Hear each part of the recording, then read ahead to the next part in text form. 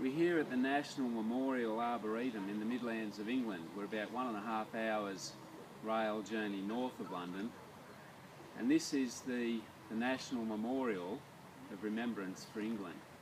It's actually been placed here because it's accessible for most of the English population within a day's drive there and back.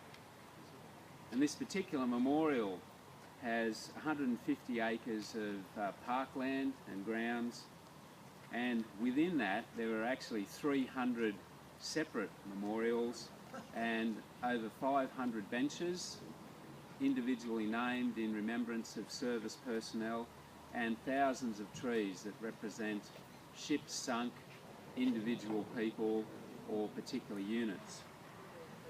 The first trees at the Arboretum here were planted in the 1990s, and since then they have grown, more trees have been put in, and in 2007 this particular area was formally dedicated and now gets 250,000 visitors a year.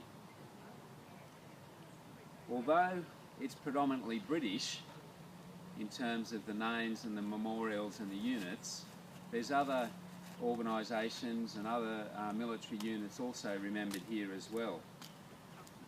Not far away from here is a row of eucalypt trees, and that's been dedicated to the Royal Australian Air Force.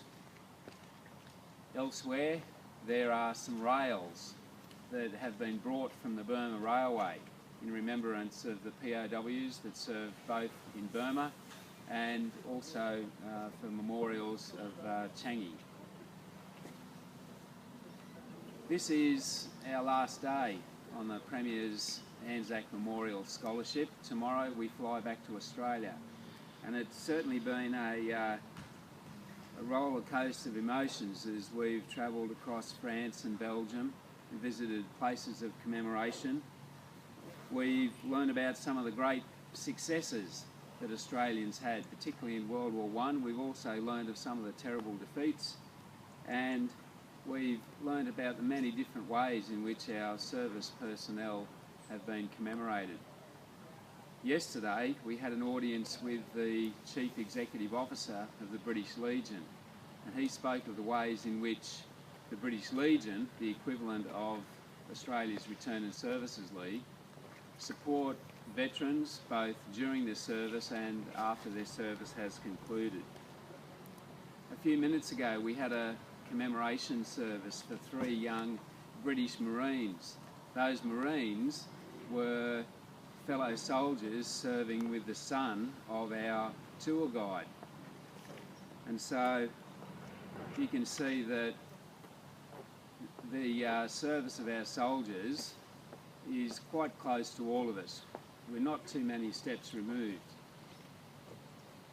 In the town of Ypres a few days ago we had an audience with the Deputy Burgomaster, the Deputy Mayor, and he spoke of when the Pope visited Ypres in 1985, and the Pope said that Ypres, which was a town destroyed, completely destroyed by war, he said that the town of Ypres was now an ambassador for peace. And 30 years on, that message is still very important for all of us today.